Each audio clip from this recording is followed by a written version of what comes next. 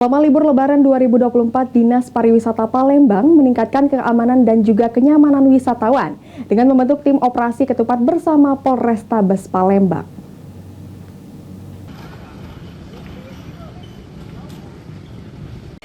Selama libur Lebaran 2024, Dinas Pariwisata Palembang meningkatkan keamanan dan kenyamanan wisatawan dengan membentuk tim operasi ketupat bersama Polrestabes Palembang.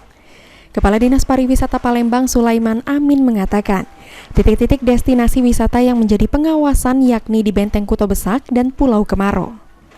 Selain itu, dalam rangka meningkatkan kenyamanan wisatawan, Dinas Pariwisata Palembang memperbaharui kuliner-kuliner Bingen yang selama ini kurang terekspos dari wisatawan dalam maupun luar Palembang, dengan memperkenalkan kuliner Bingen ini di event nasional.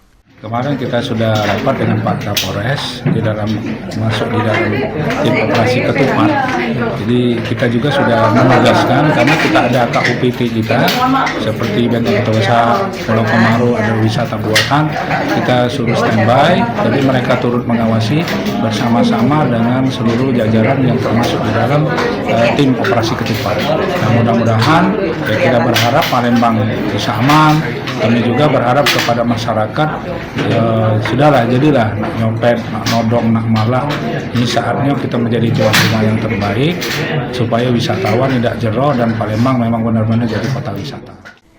Diharapkan kota Palembang menjadi tuan rumah yang aman dan nyaman bagi wisatawan. Hafidz Zainul, PAL TV.